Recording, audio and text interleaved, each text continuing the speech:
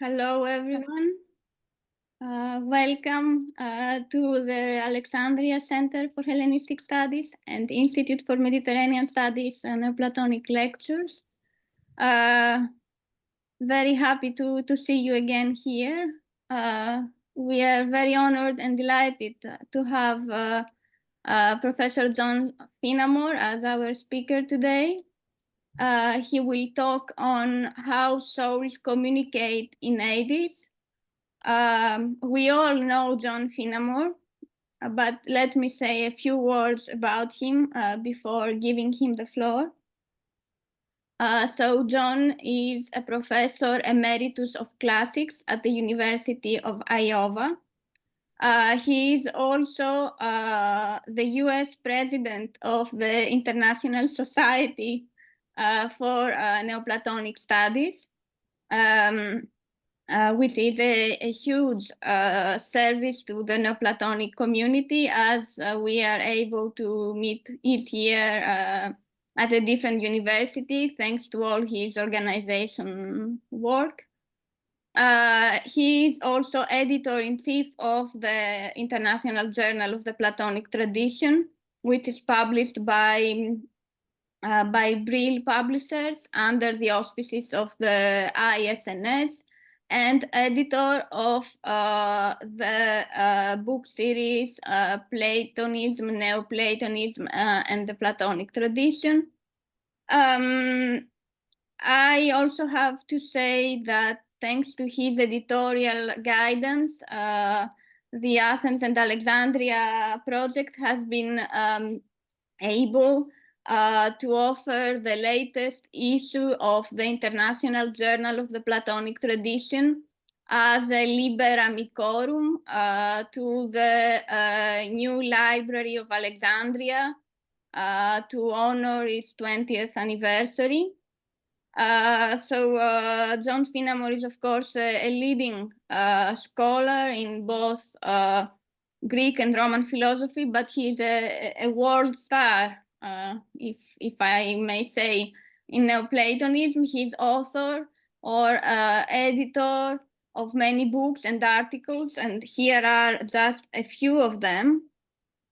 Iamblichus on the theory of the vehicle of the soul, Iamblichus de Anima, text, translation, and commentary with John Dillon, Platonic Interpretations with Eric Pearl, Studies in Hermia's Commentary on Plato's Phaedros with Christina Manolea and Sarah Ware, Plato Redivivus, History of Platonism, together with Robert Berkman, Metaphysical Patterns in Platonism with Robert Berkman as well.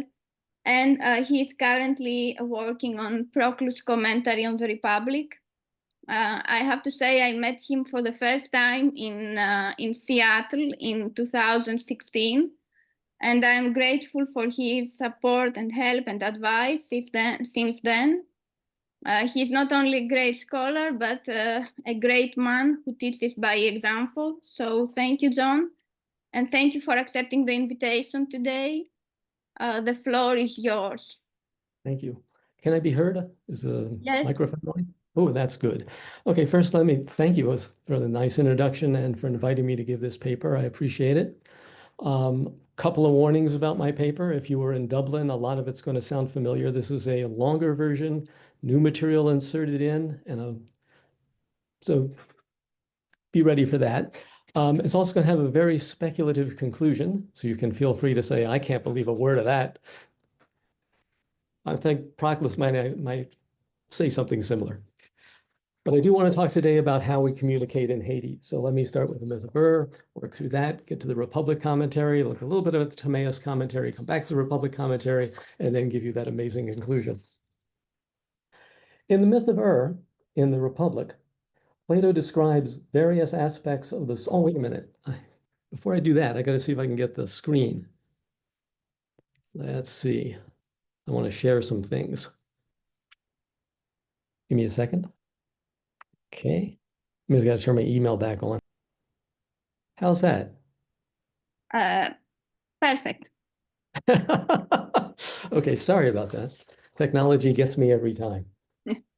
Okay. So, back to the beginning. In the myth of and the Republic, Plato describes various aspects of the soul's afterlife.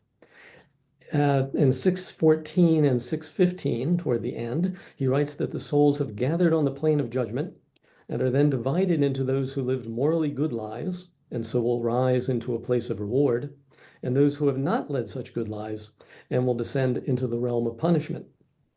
On the soul's return thereafter to the plane again, after their time above or below, they greet one another and tell each other of their experiences. Some 700 years later, Proclus, in his commentary on the Republic, tries to answer some issues that this short passage must have raised for some philosophers in antiquity. The problem is simple enough. How can souls who do not have bodies or organs of sense communicate in this way? The solution to the problem, as we shall see, is a little more complex. Now, the myth itself tells the story of who was granted the privilege of following along with fellow souls on their journey to the underworld. The souls come to a certain daimonic place, eis topen tina daimonion, where judges sit between two openings to the heavens, above, and two openings to the underworld, below, and where they send just souls into one of the openings above and unjust souls into one of the openings below. Meanwhile, as these souls were traveling up or down, other souls were traveling down from the second opening above and up from the second opening below. These returning souls all meet in the meadow again, where the judges were sitting, and they greet each other, and they tell of their experiences above in the heavens and below in the underworld. In his commentary, Proclus writes, hang on. Now, if I'm right, there we go. Got the whole thing now? It's visible? Yes, it is. Okay. In his commentary on this passage, Proclus raises several concerns in the about what is written. This is the quote in front of you. It follows that we consider how they recognize one another, how they greet one another, how they speak with one another, and how some hear others who are speaking and describing things in detail. Proclus answers these questions making use of the soul's vehicle as a way of explanation. So we'll look at the passages in the Republic commentary first, and then take a look at some elsewhere as well. Proclus divides the question of the soul's ability to recognize other souls into two parts. He first argues that we can have knowledge or acquaintance, gnosis in an odd meaning here, of others. So the way that I know John Dillon. I don't know everything about him. I don't know what he's doing now, but I know him in a sense. And then after that, when I see him again, I can recognize him. So that's the two aspects. How do I know? How do I recognize? Proclus's argument is based upon his belief that the body obscures sense data that it receives, whereas the soul's vehicle allows a clearer perception. So we got two kinds of bodies, two kinds of reception taking place. He begins his argument with an assumption that the sense perception of one soul for another is possible in Hades. For souls are capable of knowing, in that sense of knowing where I know John Dillon. And he writes, next passage, indeed, it would be absurd that the sense organs, which are sources of knowledge, apprehend sensations cognate to them with their coarse sense organs, while souls which have knowledge of others and are a kind of eye do not see souls that are cognate to them and that are in themselves without organs. So Proclus is comparing two kinds of knowledge. We gain knowledge on earth through our sense organs, but we must have another means of gaining knowledge in our discarnate state. Proclus next argues that the corporeal sense organs do not do a particularly good job of grasping knowledge because these organs add affections to knowledge. Since discarnate souls do not have this liability, Proclus can begin to make his case for how such souls can perceive each other. And he writes, moreover, it is possible to say that the soul's knowledge of one another occurs through the vehicles of the soul, just as occurs here through our oyster-like bodies. That's a quote from Plato's Phaedrus about the human body. And the knowledge is clearer through the former, through the vehicle, than through the latter. This is the case since vehicles are more receptive of images, emphases, from the soul than bodies are. Proclus later makes the claim that vision through the vehicle is clearer than we have when we are attached to corporeal bodies. Moreover, since these souls, that is, the souls in the underworld, see each other clearly and recognize one another through these vehicles, they very much have more accurate visual impressions, apses, than those here do, since they act through bodies that are more immaterial, since what is immaterial is more capable of judging, and a sense organ that is more unaffected is more effective. Proclus takes Plato's text as proof that the souls in the underworld do know one another, and that the resultant perception is clearer than ours on Earth because images in the vehicle are clearer since they are uncontaminated by matter. Now that Proclus has argued that discarnate souls have knowledge through the vehicle, he can explain how they recognize one another, or at least attempt to do so. Now, if we know one another, it is no longer at all surprising that they, the souls in Hades, recognize one another, since they possess in their imaginative faculties a stored latent image, a tupos, of one another. And through the new visual impression, apsis, they reawaken the memory of the soul that it had seen before.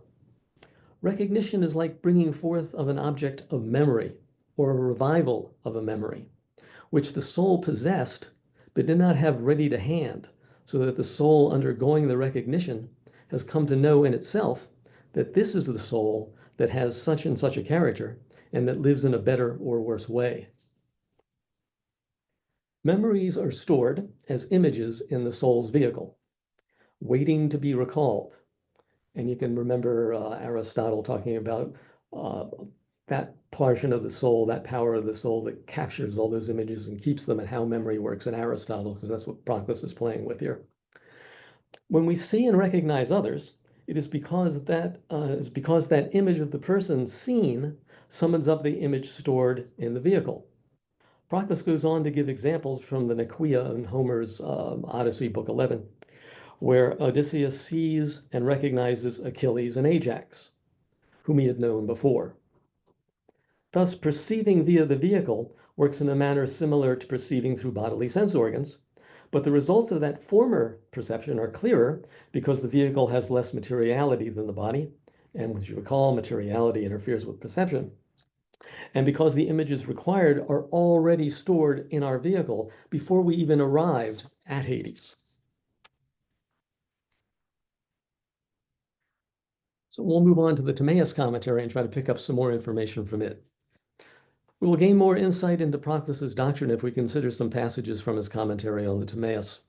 Proclus accepted Syrianus's doctrine of two separate vehicles, a higher ethereal immortal one created by the demiurge, and a lower one woven together from the elements by the visible gods. It is the lower vehicle that remains attached to the soul in Hades and that interacts with the irrational directly. How then are there punishments? How purifications? How choices of lives? Some of which occur in accordance with the faculty of imagination, others in accordance with the spirited part, others in accordance with desire. And how are souls introduced into irrational sorts of living things? For the soul's connection to what is irrational occurs through the irrational faculty, just as its connection to the intellect is through the intellect. Now, in the context of the underworld, the soul's punishments and bad choices occur through its irrational nature. Thus, it cannot be that the rational soul or the higher vehicle is there. That's not what we're using. It is the lower vehicle which houses the irrational aspects that is responsible. Proclus continues by explaining how the lower vehicle is connected to the higher and to the rational soul. And now he's going to be arguing that Syrianus's explanation is the better of the alternatives. The higher ethereal vehicle embraces the summits of the irrational life, and these summits, along with the higher vehicle, are imperishable because they have been created by the demiurge. But since they are extended and broken into parts, they produce this intermediate life, which the young gods weave within it. And this intermediate life is mortal because it is necessary that sometime the soul lay aside this dividedness whenever it returns after attaining purification. And the life of the soul is of longer duration than the life of the intermediate body. Thus, there are now three bodies for Proclus.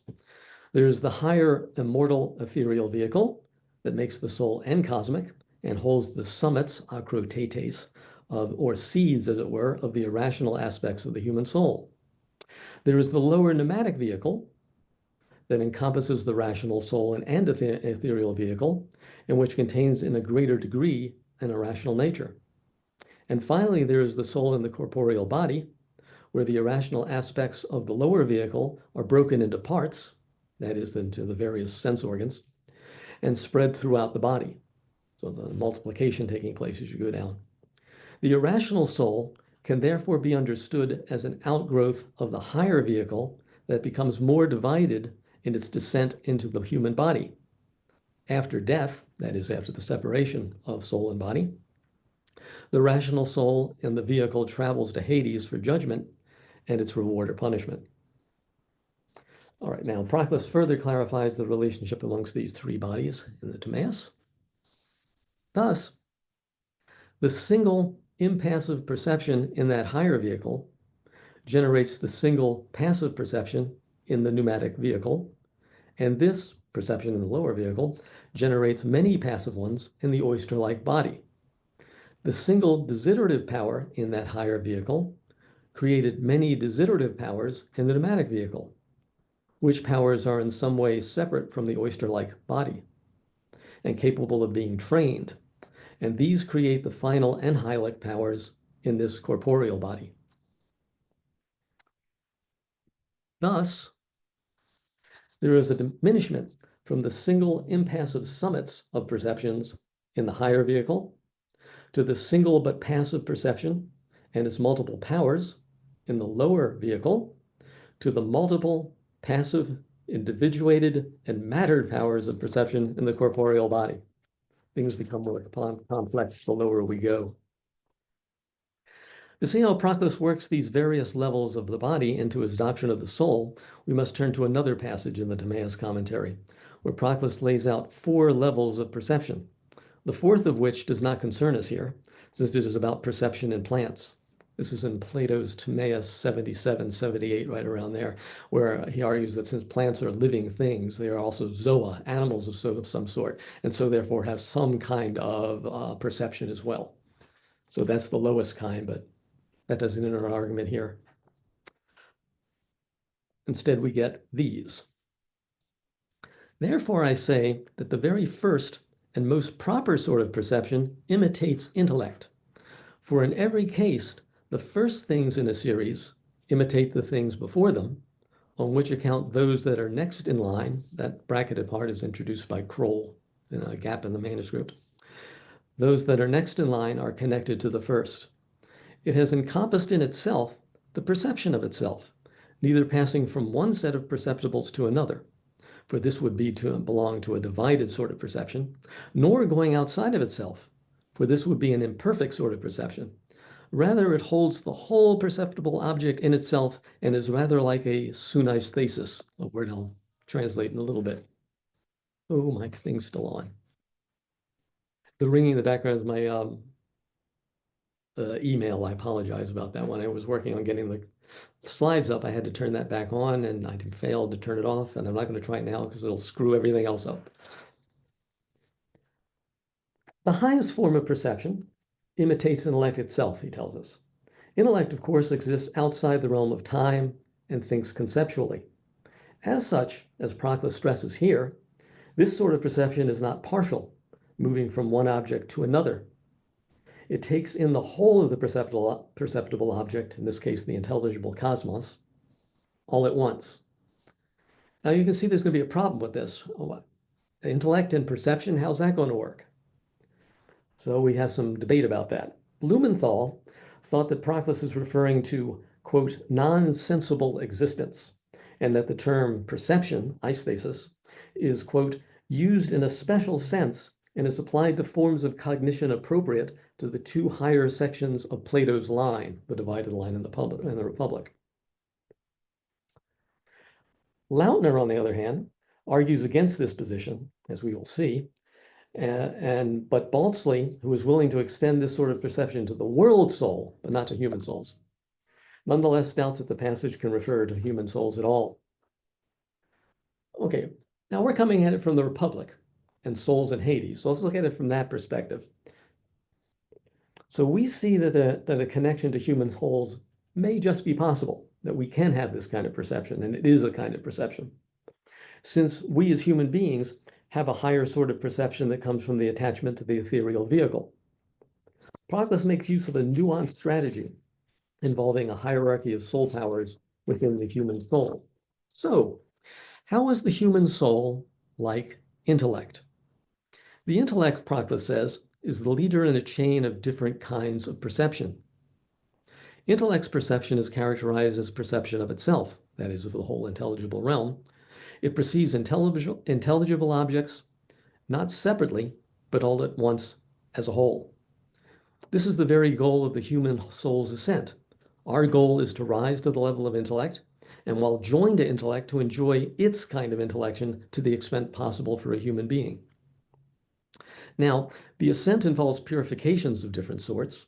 First and foremost, of course, we must purify our psychic pneumatic vehicles, but ultimately we must also shed that lower vehicle, purify the higher ethereal vehicle, unite with the cosmic gods, and then, once all that is accomplished, perceive as the intellect perceives, with our incorporeal rational soul in union with the intellect. Just as the intellect holds the whole intelligible realm in itself, this human soul that has risen to the level of intellect holds its whole object. And Proclus says that this sort of perception is like synesthesis, that word I didn't translate.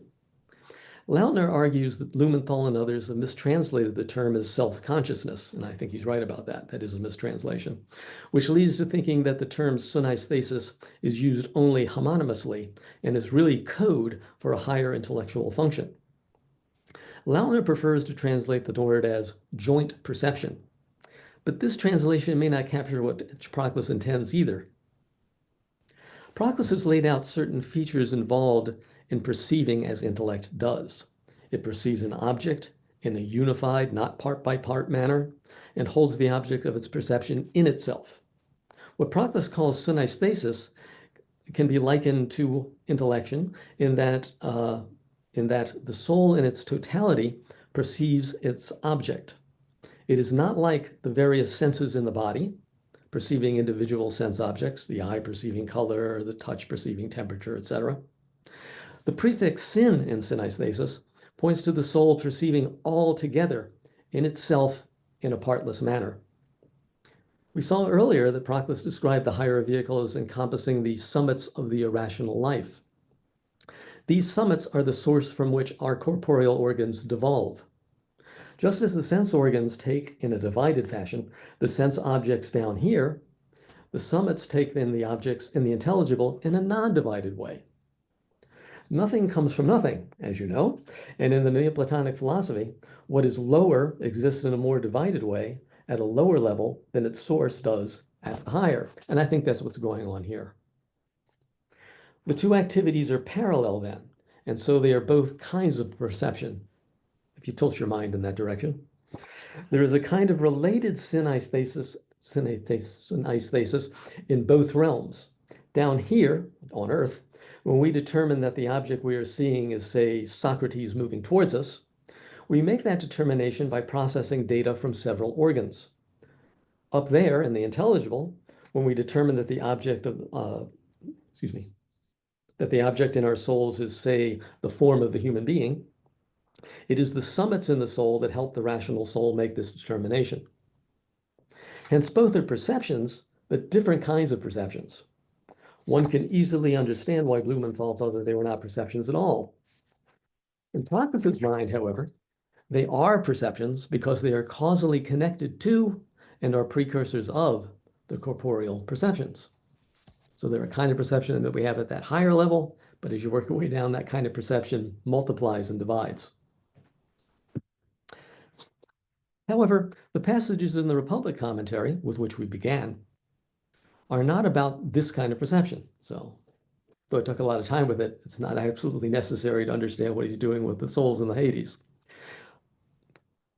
Let us move on to the next two sorts of perception that appear in the Timaeus commentary. And here they are. Second, after this first sort that we talked about, that proceeds outside of itself. Okay, second after this is the sort of perception that proceeds outside of itself. In accordance with its perfect activity, and since it is the same always everywhere, it grasps the whole perceptible object. It is free from every passion and every incapacity that belongs to partial natures and to anhylic organs. Third is the sort of perception that is affected by what is external and is a commixture of persuasion and recognition, gnosis again, and it begins from passion and ends in recognition. All right, let's save the discussion for that second kind, just for a minute, and turn to the third and bottom one. This sort of perception is the opposite of the sort we saw in the higher vehicle. That perception was internal or common, that is, it held the perceptible object within itself. It's unaffected and it's undivided. While this third sort is external, affected, and divided. This is perception by material organs that take in the various sense data individually from objects external to them, and the sense data may be received tainted by the passions of the body. Since we are dealing with the devolution of perceptibility, we would expect that the intermediate second sort would bridge the gap between the higher and the lower sorts by partaking of some aspects of them and not of others. I think that's what we've got. The first sort are unaffected, undivided, internal. The second sort, on the other hand, are affected, undivided, and external. And the third sort are affected, divided, and external. So you got this growing gap. Hold that one in your head. I'm going to give you a more complex one in a bit. Since the second sort of reception is poised between the two extremes, and since the first is located in the higher vehicle and the last in the corporeal body, we fully expect that the second would be placed in the intermediate body, the pneumatic vehicle. Proclus confirms this expectation in his commentary to Timaeus, and in the next passage we're going to look at, where he also adds another subdivision within this intermediate category. So that second sort is going to be subdivided into two parts. In this passage, Proclus begins by describing the third sort of perception that we encountered in Book 2 of the Republic commentary. And here it is. We will say that it is a corporeal and anhylic life, capable of recognizing what strikes against it from the outside, making this recognition through the sense organs. This sort of perception does not belong to the life itself, but to what it makes use of. It is commingled with anhylic bodies, recognizing what it recognizes in an affected manner. The soul perceives its object through bodily organs, but the perceptions belong to the organs, so it's divided up. And so they are indirect and subject to misinterpretation because of the irrational nature of the body and its organs. Proclus next describes the second sort of perception, the one with the vehicle, the pneumatic vehicle, the soul. He associates this sort of perception with the pneumatic vehicle and adds that compared to the third sort of perception, the one down below in the body, it is immaterial, quote, immaterial, pure, and in itself an unaffected recognition. The term unaffected is surprising, since earlier, which we just saw in the last chart, we have seen Proclus stating that perception at this level is affected. However, Proclus is about to add a new distinction. Here it comes. But when it goes outside itself, and when it remains in the pneumatic vehicle, seeing shapes and forms, it is called imagination and lacuna. But inasmuch as it is divided around the pneumatic vehicle, it is called perception. I notice that when I translate Proclus, he saves his lacuna for the most critical moments, just to make it impossible to know what he's doing. But I think I've got this one sussed. In spite of the lacuna, we can see that what is called imagination here differs from perception. They're two different things, and they differ in two ways. Imagination comes from above and is undivided, while perception comes from below and is divided. Proclus states that the lowest aspect of the first sort of perception, the one in the highest vehicle, is opinion, So that first thing that comes from above, that's an opinion we have. But that the highest aspect of the second and middle sort of perception is imagination, the one that comes from below up. This being the case, imagination and opinion are linked, being next to each other in the hierarchy. Thus, the vehicle is receptive of images from outside itself from above, but it also receives images from the sense organs from below. The first kind of images are placed by higher entities, like the gods, into our vehicle. This kind of implantation of images would probably include cases of God-sent dreams and instances of divination and divine oracles, as discussed by Iamblichus in Book 3 of his De Mysteriis. There is no trace of matter or corporeal body in these. The sort of images that arise not from above, unlike the one I just mentioned, but from the bodily organs, brings with them material affections.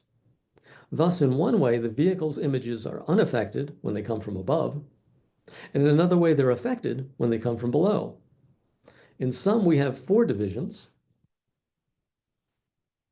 since the middle division, that of the pneumatic vehicle, is now bifurcated. So now you got a higher vehicle that's one set of adjectives, pneumatic vehicle that's denies one of those sets of adjectives. The lower, the one, that's when the gods are filling it with the images. The images that come up to the pneumatic vehicle from below now has a different adjective denial added in. And finally, the corporeal body, we deny all 3 aspects that were in the higher vehicle.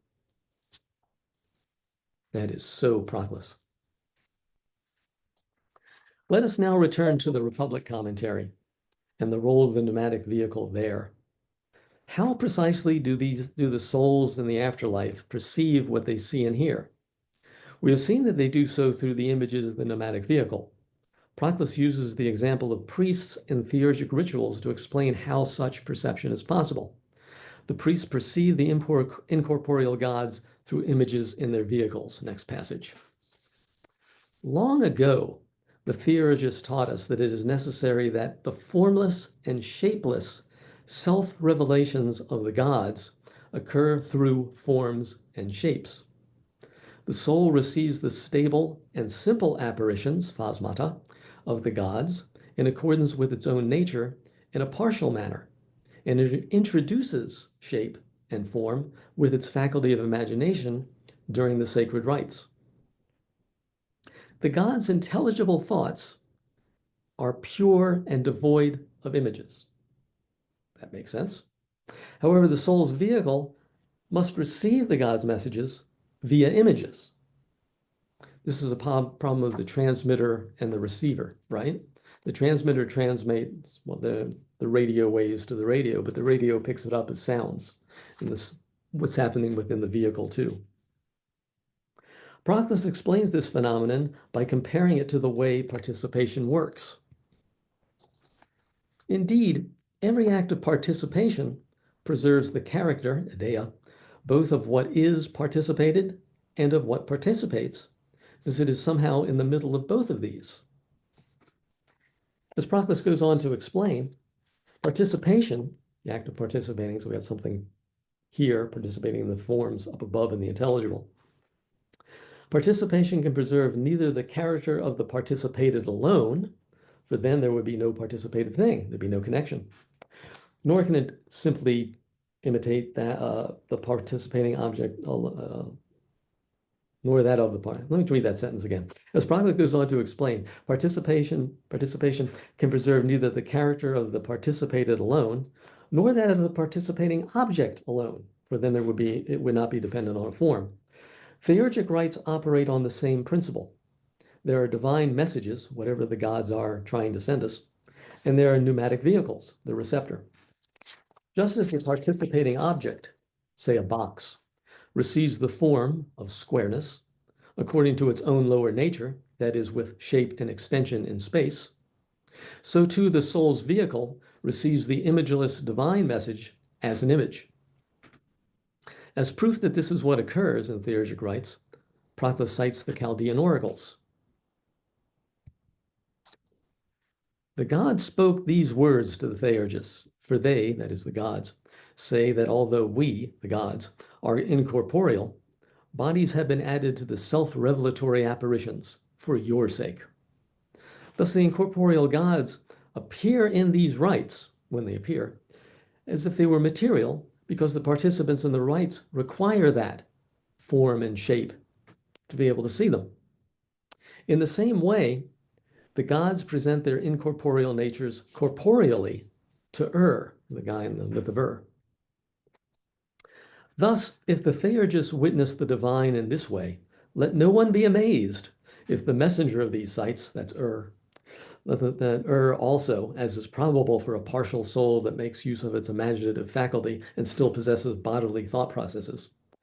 Grasped incorporeals in this way and saw in his ethereal body the underlying natures of incorporeals corporeally. Thus, just as priests in theurgic rites perceive the gods via images, so too souls in Hades retain the memory of their deceased friends via stored images in their vehicles. It only makes sense. Now to my conclusion. Proclus's examination of how precisely souls communicate in Hades involves several factors. Let us review what Proclus has told us about this communication and also what he has not told us about it. In keeping with his metaphysical structure of the universe, there is a hierarchy of 3 different kinds of bodies with which the soul engages. And as the soul descends from the highest level to the lowest, the soul takes on greater multiplicity, and its functions become more divided.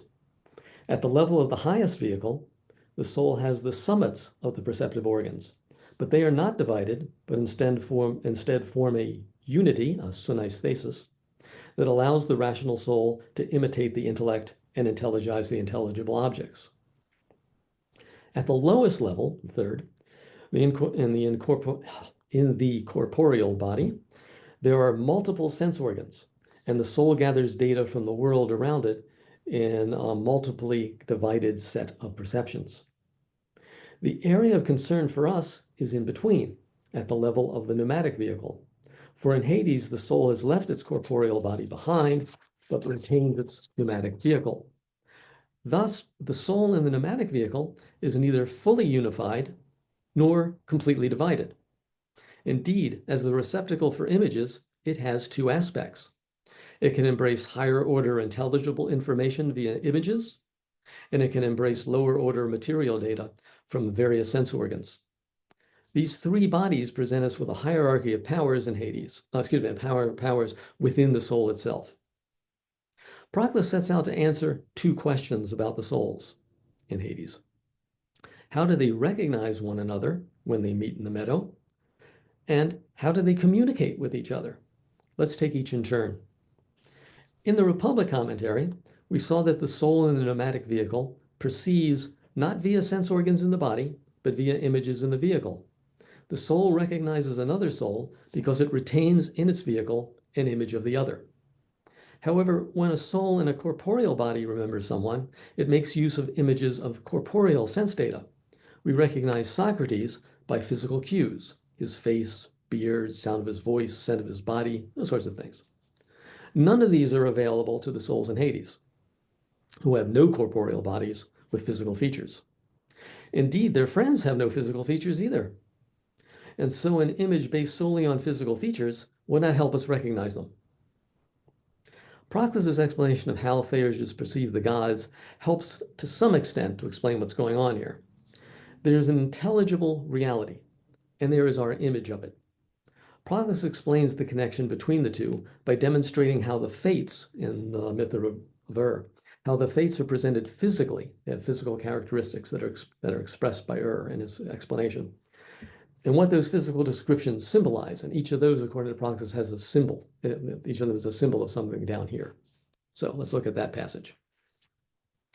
And so, in place of the form of life that is divine and immaterial, that the fates, remember, saw white garments, and the fates dressed in white. And in the place of stable, permanent condition, saw seated muses.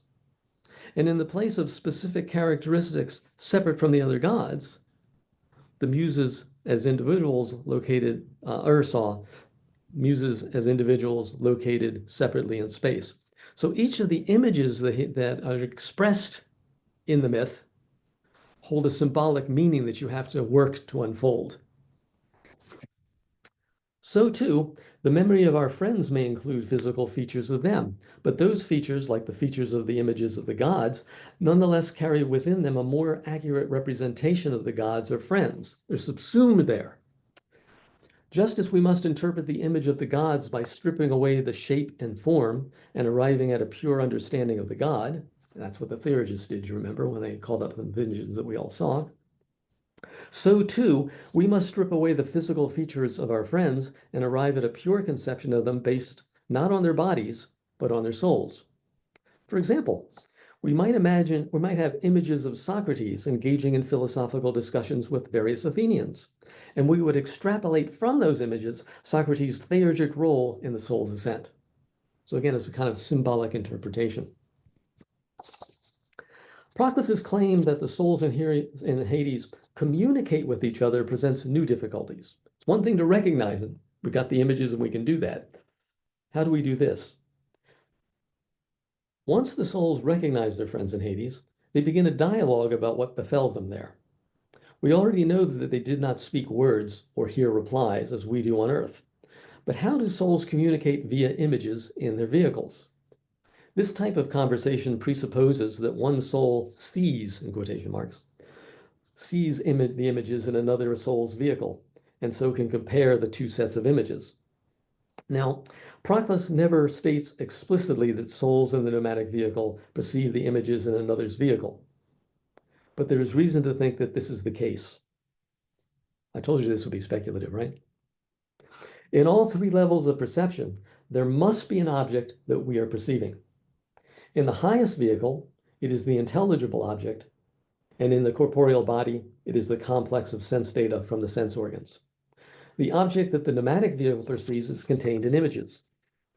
In the upper part of the division of that second kind of perceiving, the one that's compared to the gods bringing images in our vehicle, the vehicle contains images from the gods, and thus the soul in that vehicle perceives those images.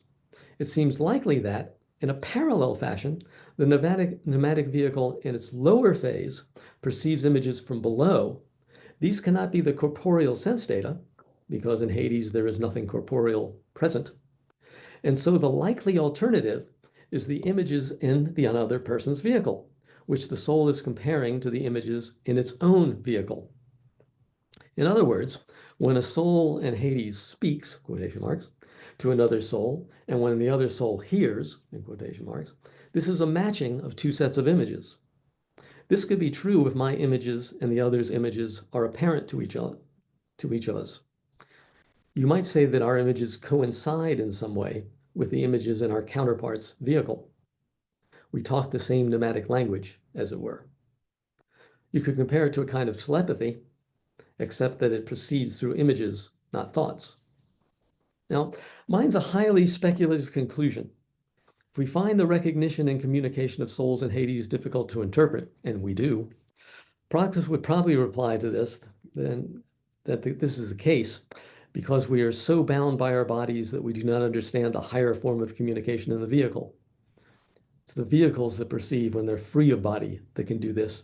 When the vehicle's in the body gets in the way and messes it up. And so in the end, we must wait to ascend to a higher level of universe and comprehend the mystery fully. Thank you for listening to me. Thank you very much, John, for this masterful talk, which is perhaps also relevant to the logo of the project. The solar boat, which is a vehicle of the soul. Right. Thank you very much. I am sure there are many questions or remarks, so please.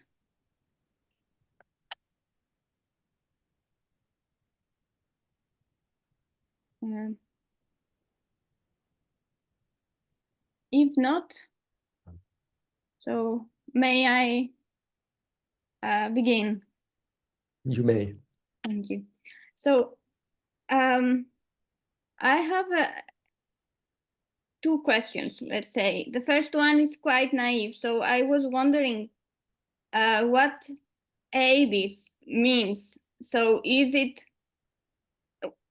perhaps it is not only in a literal sense, that is the underworld, but also the invisible realm. So the realm proper to the soul, when soul is free from the body, not in the sense of being without body, but in the sense of not being subordinated to body. This also relates to what you said at the end concerning a kind of telepathy. So this communication is not only communications of souls in the underworld, but also communication of souls here when they are able to be in a way free from body.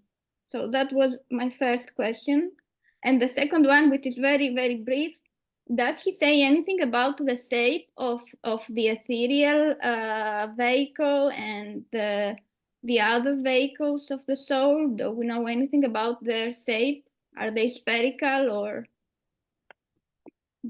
Starting with the second, they're spherical in the right, and when you get them, we distort them so they can be distorted in our bodies. And you can remember that partly comes from the end of the Timaeus, where the head, the rational soul's in the head, and misshapen heads misshape that, and the circles don't work properly.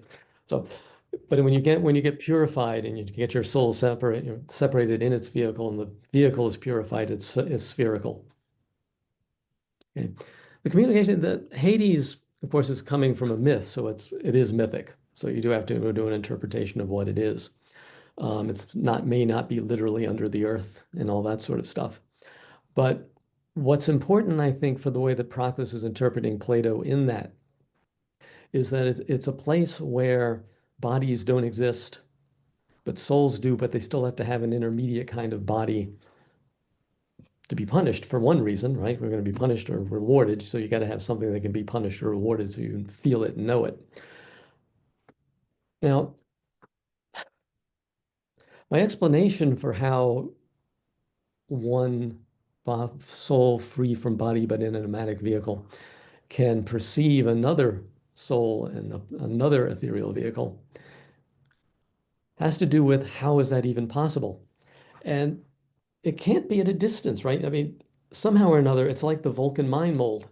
You have to meld in together somehow. You put your hand on the monster and then you can communicate with it. So one possibility that first came to my mind was, well, maybe you just bump your vehicles up against each other, right? And do that. But it looks like it happens at a distance, so I had to get a little more subtle than that. So that's what finally led me to the idea of this, communication over space, even though we're not talking to each other or anything else. And we could compare that to, mentally connecting and reading each other's minds. So that's where that came from. And I said, okay, he's got to have something like that in mind. How do I make that work in a Procline universe? All right. So I went back and looked at everything I could find again about vehicles and how they thought and how the thought processes worked in them.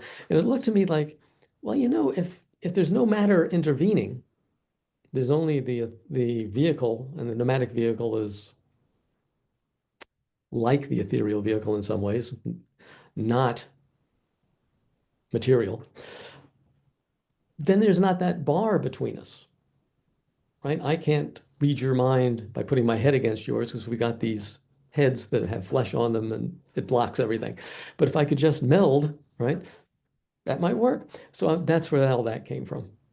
So and that is kind of what I want to say, an interpretation of the symbolism of the myth. Thank you very much. Professor Alexandrakis has a question, raised hand. Yes, thank you. Thank you, John. Hi, Aphrodite. Hi. Thank you for that wonderful paper and ideas involved. I have a question on imagination that you mentioned. What role does imagination play in Proclus' description of the ascent and communication of the souls? We know that Plotinus usually speaks about two kinds of imagination. One of them is the notion of imagination where everything occurs under a certain kind of a thought that he has in mind. In other words, it is a kind of thinking that goes on. And I was wondering, I don't know much about Proclus. I was wondering what kind of approach does Proclus give when it comes to imagination?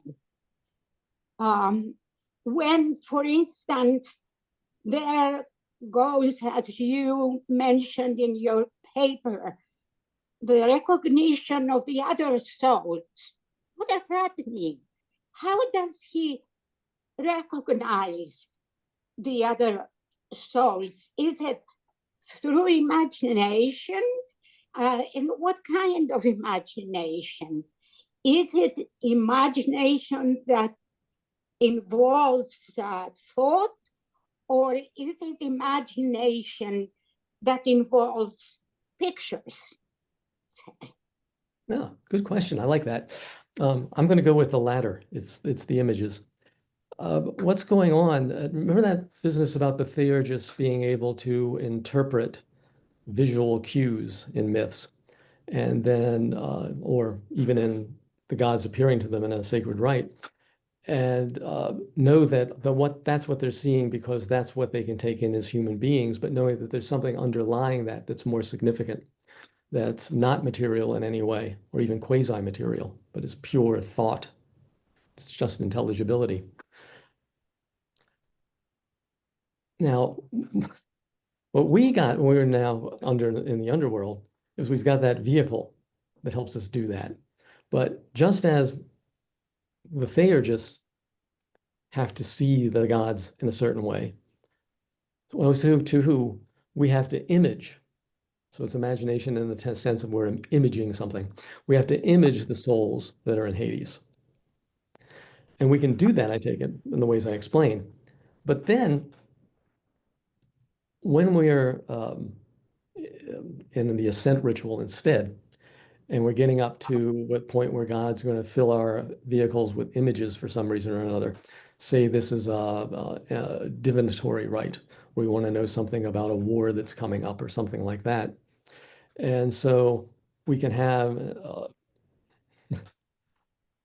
whenever I taught this in my classes, we get an underclassman and we put his body, bury it up to the head under the earth, and then have the light of the moon shine down on it, and that would separate his soul. So we'll have some kind of character like that on the ground.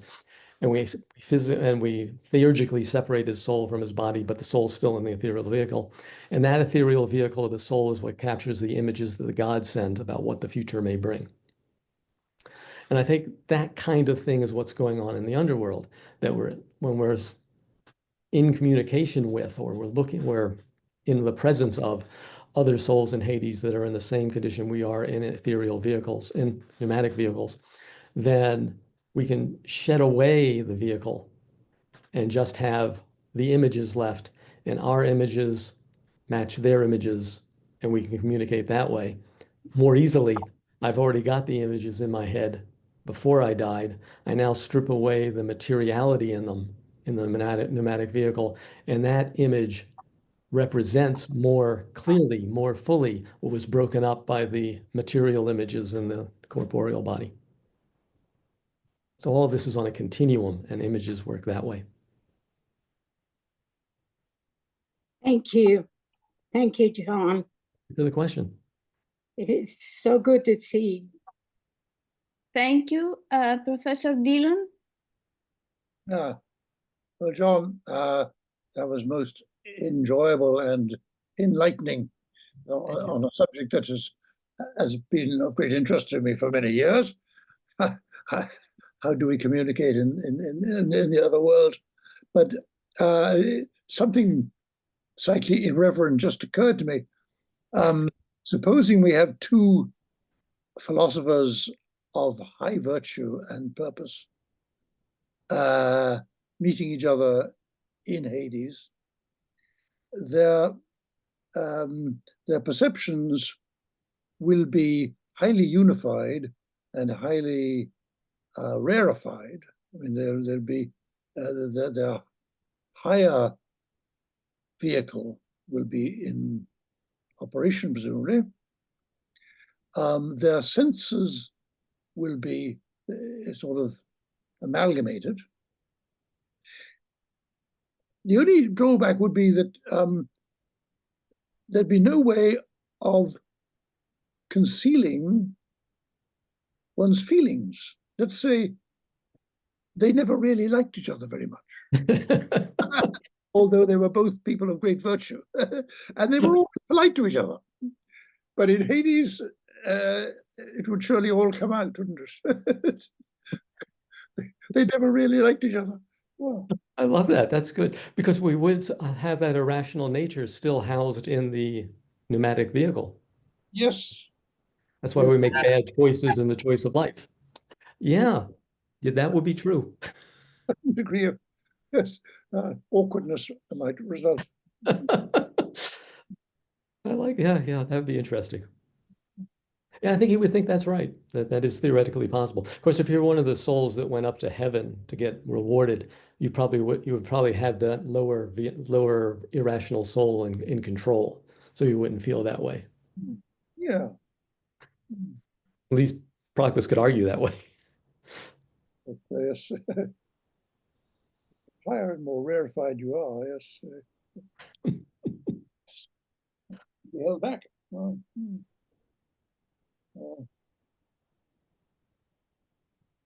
No, thank you. Professor Altman. Thanks, Sereni. Hi, John. Naturally, I'm kind of baffled by how Proclus thinks he knows any of this stuff, but I'd like to bring it down to earth a little bit and wonder how much of the mechanisms that you've been describing apply to, I guess, what we might call dialogues of the dead in a much more earthly sense. In other words, to take an example, the extensive discussion of the relationship between Homer and Plato in the Proclus's commentary on the Republic, and his efforts to try to show that there is a lot of common ground between them and that they are of the same mind with regard to some pretty important subjects about which it's a little difficult to see how they could be as similar as he wants them to be. But for Proclus, of course, both of these guys are dead, right? So there's a sense in which he's in dialogue with them. I mean, he's got to understand Homer well enough to see the common ground between Homer and Plato and vice versa. And so leaving aside the underworld stuff, there has to be some kind of intercourse. I mean, all of us as scholars are engaged in that kind of intercourse with the dead. But most of us aren't talking about what it would be like to be in Hades and talking with a fellow dead person after we're dead. So we don't do that, but we do the first thing. And I'm curious how much of the explication you've given of this rather fanciful situation of the connection in Hades could be applied to the real life situation in which all of us, but I think in a way Proclus in particular, is pretty well convinced that he really understands Plato and Homer and therefore can really get them into dialogue in a way. So what can you say to elucidate that more mundane thing that at least I can wrap my head around? Okay, let me take a shot at that. And I'll remind you that Anne Shepard's here, and we can ask her for advice on this too, a little bit later. Or she can just like check out really quickly if she doesn't want to do that. But yeah, so when I'm looking at texts, which is basically what we're doing, right? We're trying to unearth from them the hidden meaning that's below the surface. That's why we have allegorical interpretations of all these myths, because they seem to say one thing, but there's another. And that's really similar, I think, to the way that the gods fill us with our vehicles with images. And then we interpret from those images what they're actually saying, even though what we're seeing is, a kind of spooky looking ghost figure, maybe. We're going to go, oh, but that's the God, and the God's saying this and all this kind of thing. We're doing that with texts. We're going, how do I interpret this text in a way that's rational, if they call that rational, and that brings out its connection with Plato and the Platonic text and the Aristotelian text and philosophical texts in general. So I think in a way, the vehicle helps make that possible too. It's the imagistics in it. And then we're taking it now not from the gods, but from the books. Would that do it? You mean like, for example, hupanoia meets fantasia? I'm not quite sure. Okay. I wish I had a Homer at my side, but he's up in the attic. But if you had a text from Homer, all right, maybe from the underworld, Odysseus talking to Achilles or something like that, we'd read the text and see what's said there. That's the image, right? Then we say, well, I got to interpret that image. What does that image really mean? And so just in the way that theurgists interpret images of the gods to explain what the gods are up to, we interpret that text using whatever means we have to bring out the truth in it. And just lo and behold, the underlying truth is Plato. Mhm. That's not a coincidence, but that's just the way it is. Anne, did you want to jump in at all? Well, I mean, I think that's right. I think the analogy, I mean, Proclus is relatively explicit that he's understanding text in the same way as the theurgists understand their symbols and all the rest of it. So yes, I mean, I don't think there's anything. Well, I was going to say there isn't anything mysterious here. I mean, in a sense, it is mysterious, but there's also a sense in which, as Professor Altman pointed out, Proclus is kind of doing, in his own way, he's doing what we do all the time, right? He's dealing with texts. I mean, he doesn't think he's having kind of privileged access to the ghosts of Homer and Plato or anything like that. You know, he's talking about their text, but he's doing it in his own way. And I think what John said is absolutely right. Makes a lot of sense to me. Thank you, Anne. Thank you. Any other questions or thoughts or? Well, just to follow up, Professor Shepard. I don't see much of a parallel between the way Proclus writes about these things and the way certainly I do. I do feel like I deal with texts. It seems to me that that he gives me the impression that he knows a great deal more than I do or anybody I know does, and you know, in a case of harmonizing Homer and Plato, for example, which I just reread this morning,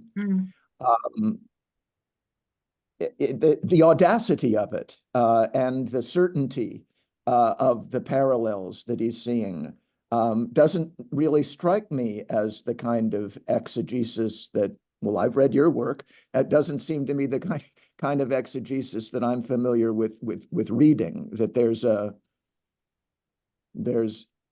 well, I don't know how to put it. I didn't mean that he's doing the same kind of exegesis as a modern scholar would do. I mean, clearly he isn't. What I meant was he's dealing with the texts, just as you or I or most of the other people on this call are dealing with the texts. So it's kind of. I mean, I think your question about how this relates to his ideas about souls communicating in Hades is a very interesting one, and I thought I agreed with what John said about that. But it kind of seems to be not in a sense in which it's not the same, because as I say, it's not that he thinks that he's communicating directly with Plato or Homer. He's studying their texts, and what he's getting out of their texts might surprise us. But you know what's the right way of putting this? He is a scholar, and the text is very important to him.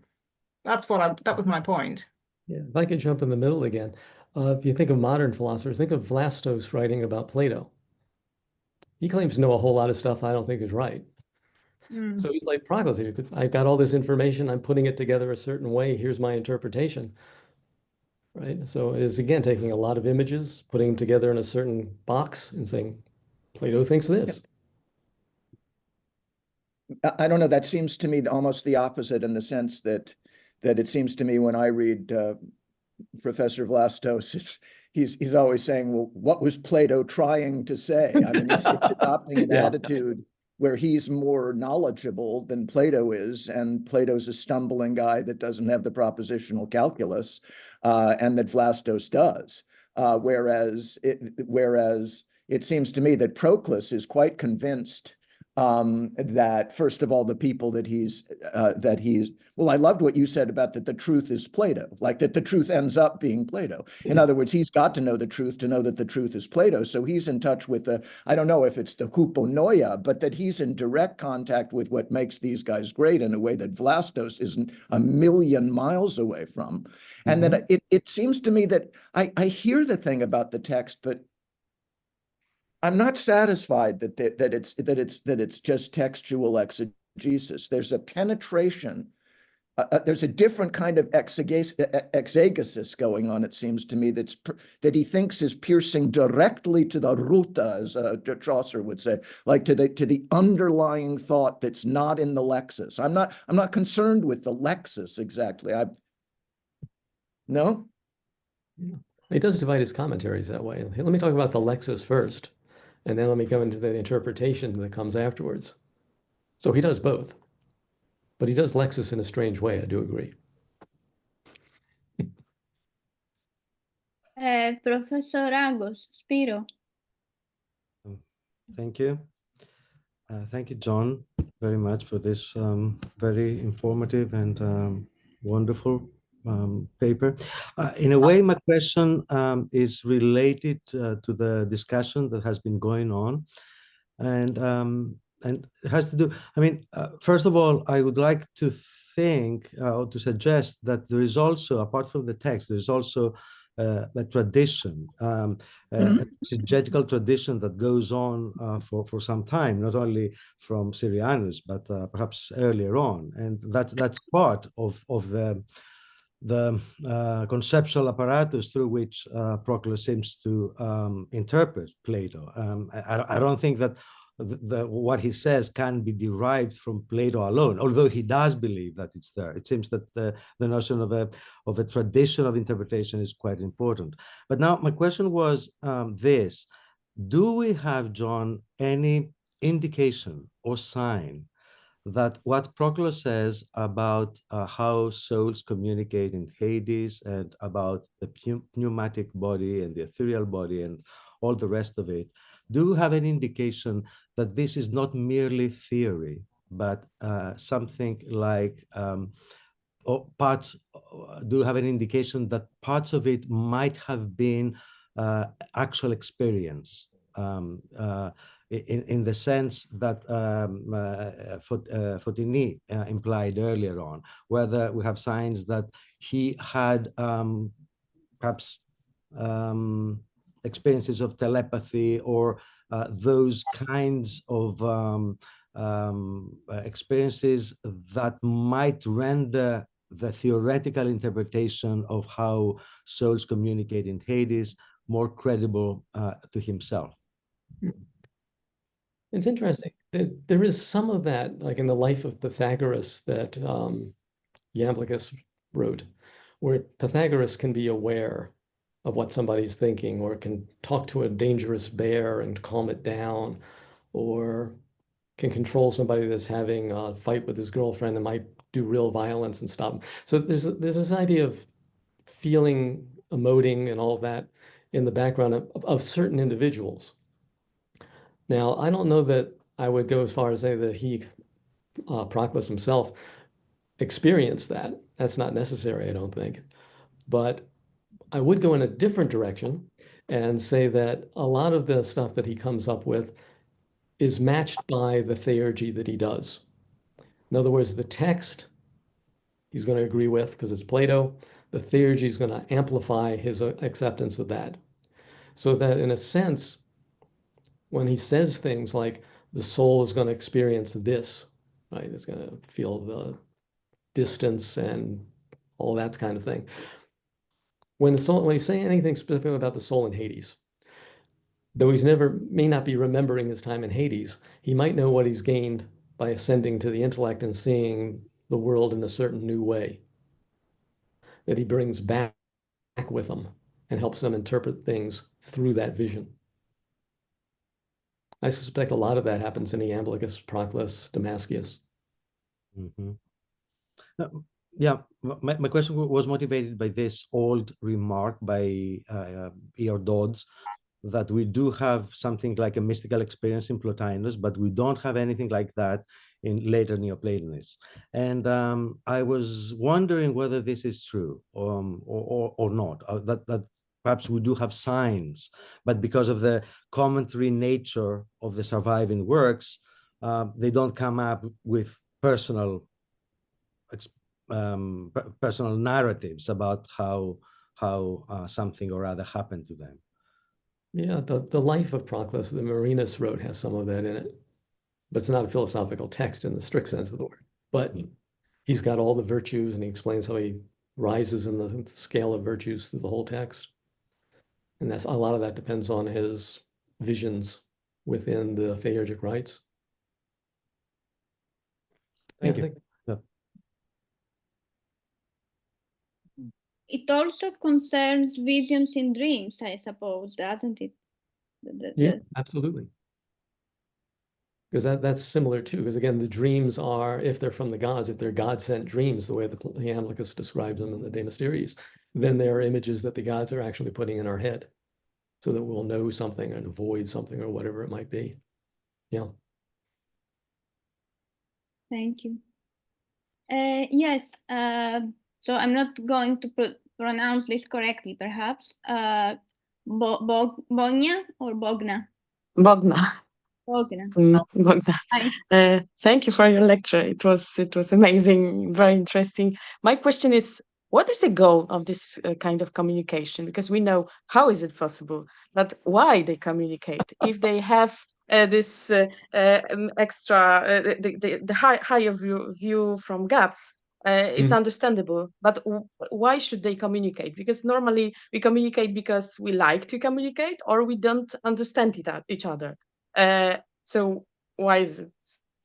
What is the goal in your according to you? Okay, so ask me a question that has no answer. This will be good.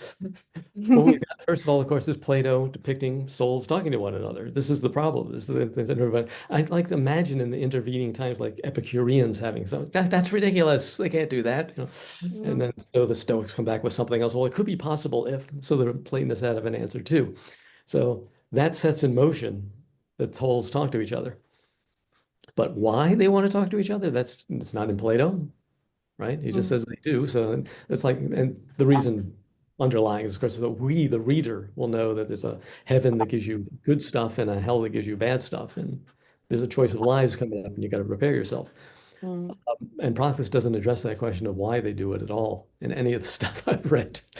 It's just a fact in Plato. It takes place. Take it at face value. How does that happen? It's a good question. I don't have an answer.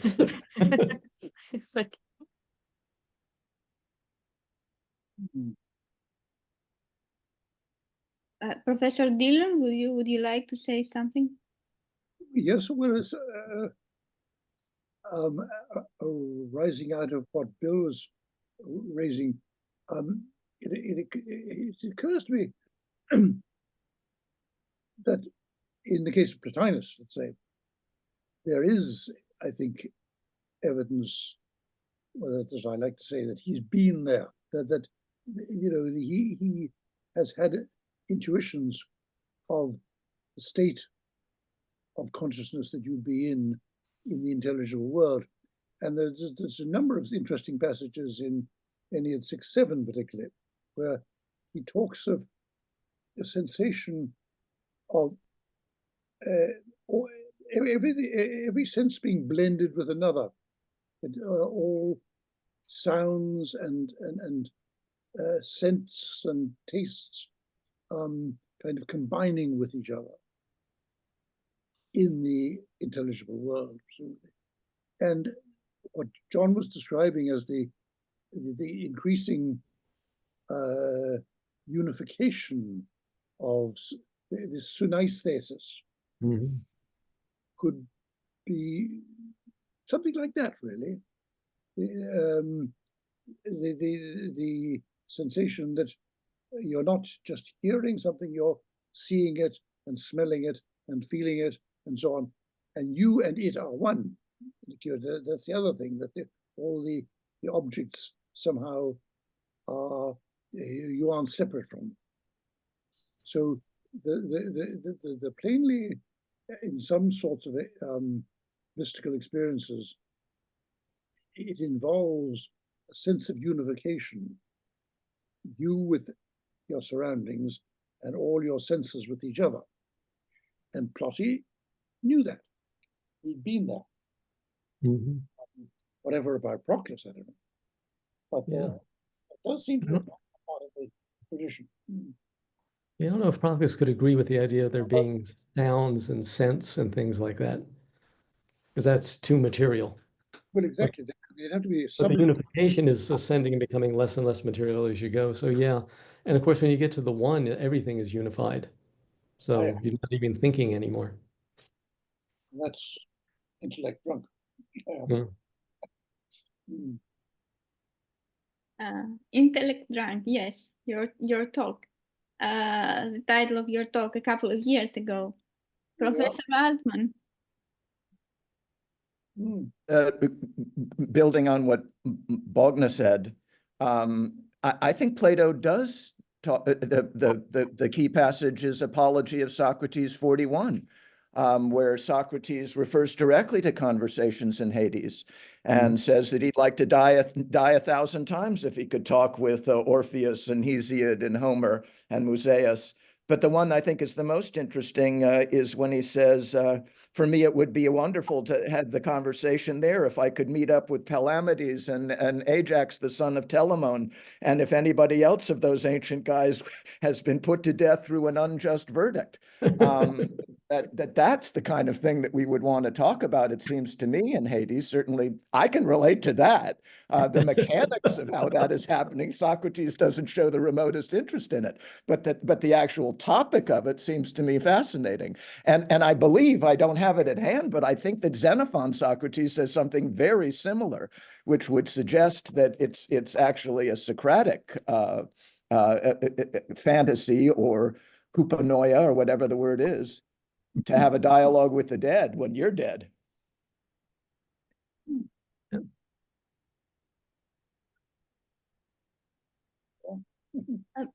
May I, concerning the question,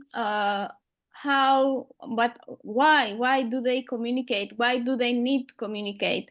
Can we say it is for the sake of unity?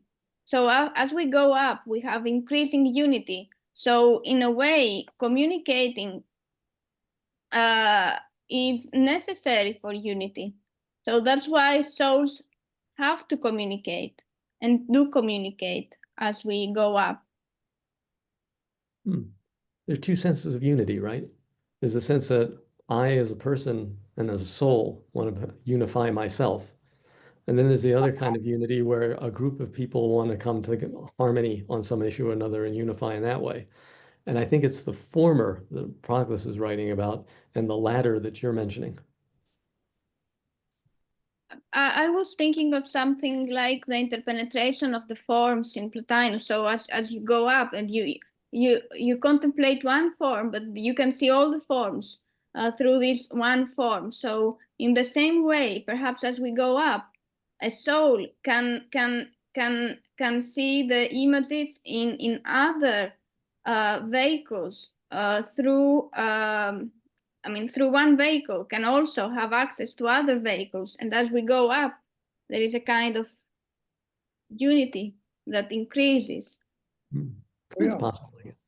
It is a way, if you take it as a form of communication, and you take communication as a chance for human beings to agree with each other. I know that's not very 2024, but if that were the case, that would be a good way to do it. It would be a harmonizing of ideas without words. It's not very fashionable, but to the extent that the ideas, the forms are also involve the idea of an image, perhaps. Interesting idea.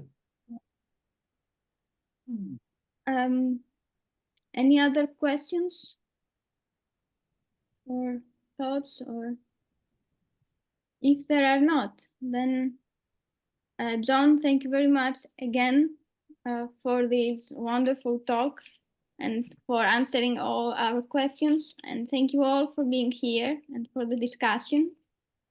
And And let me thank everybody here too. I really, you guys stuck this out. Appreciate it. we thank you more than you thank us, I think. But yes, let us then thank John once again and you all, and renew our appointment for the 12th of December, and Luc Brisson's talk on Porphyry's prologue on Plato's Timaeus. Until then, thank you, John. Thank you all, and see you very soon. Bye. Bye.